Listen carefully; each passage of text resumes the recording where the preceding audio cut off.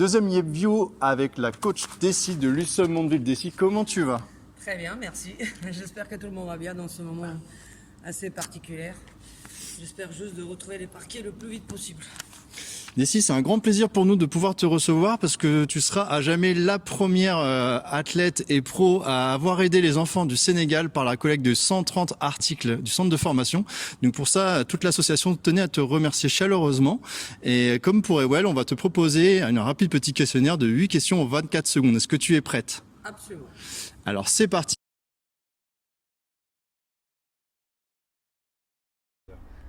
Ah ben parce que tout simplement c'est le meilleur centre de formation. Hein. Je reste très objectif, je sais que je fais partie de ce centre de formation. Mais je pense qu'on fait des choses différemment, on le fait très très bien. Et puis tout autour, l'environnement, le club, les gens qui sont autour font que le projet d'une gamine devient un projet très intéressant et surtout assez souvent un projet abouti. Hein. Moi je pense que quoi qu'il arrive, le projet premier, malgré tout le reste, c'est le projet sportif. On fera des 24 secondes. Et puis là je pense qu'on fait un très très bon travail.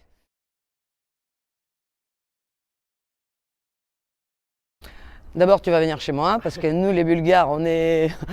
Peut-être tout le monde, hein, je ne sais rien, mais chez nous, les gens sont très accueillants et puis je pense que ce sera la première stop. Et ensuite, je vais te faire visiter plein d'endroits parce que c'est un pays magnifique. Et je pense qu'il manque un petit peu la pub par rapport à la Bulgarie. On a tout ce qu'il faut, on a les montagnes, on a la côte, la mer. Voilà, Sofia, c'est une ville européenne, la capitale, donc il y a plein de choses à visiter. Alors rendez-vous en Bulgarie.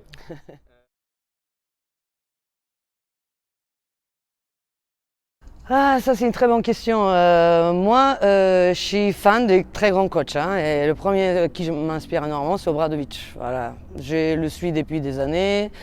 Je regarde les matchs, je suis des colloques. J'ai eu aussi la chance de discuter avec lui, tête à tête. Donc voilà, on n'a pas trop parlé de basket parce que je ne voulais pas l'embêter. Mais déjà cet échange-là, ça m'a beaucoup marqué. Je connais personnellement Itoudis aussi. Donc ça aussi, c'est avec lui, on a beaucoup discuté quand même de basket. Et donc moi, c'est les coachs que je regarde. En fait, je suis fan de Euroleague chez les gars et je regarde assez souvent. Et je m'inspire un petit peu de tous ces coachs-là, des grands noms. Ok, merci Dessy. Une question qui t'intéresse beaucoup. Voilà. Moi, sans surprise, basket féminin. J'ai coaché des garçons aussi, hein, pas à ce niveau-là. Il y a une différence entre les garçons et les filles. Travailler avec les filles, c'est plus compliqué, je pense.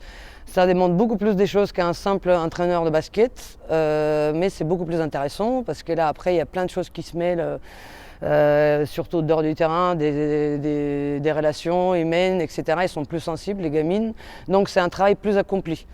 Après, ils sont plus disciplinés. Voilà. Moi, quand je dis à une gamine fais ça, il le fait en général. Le gars, ça va être un petit peu plus compliqué.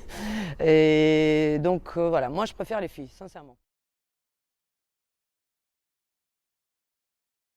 Je m'inspire aussi beaucoup de basket universitaire. J'ai regardé surtout chez les filles pratiquement tous les matchs.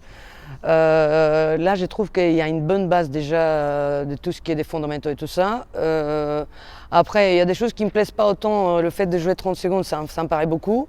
Mais par contre, au niveau de l'athlétisme et des qualités de certaines joueuses et joueurs, c'est vraiment très très intéressant. Et il y a plein de choses à voir, il y a plein de choses à s'inspirer. Moi, je regarde beaucoup des championnats universitaires. Surprendre tout le monde, même si je suis en France, pour moi l'école serbe est loin devant tout le monde.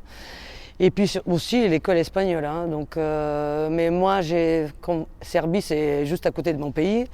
J'ai insisté à plein des camps là-bas, je suis allée voir comment ça travaille et puis ça m'inspire énormément parce que là-bas, quand vous voyez un joueur serbe déjà à l'échauffement, vous savez que c'est un serbe même si vous ne le connaissez pas parce que là, au niveau de fondamentaux, tout est acquis. Hein. Je ne vais pas donner des exemples, mais un joueur serbe, il sait tout faire. Hein, peu importe la taille, donc je pense que c'est un bon exemple à suivre et c'est pas mal de se tourner de temps en temps la tête vers les autres pays, comment ils font, parce que là c'est comme ça qu'on devient vraiment meilleur.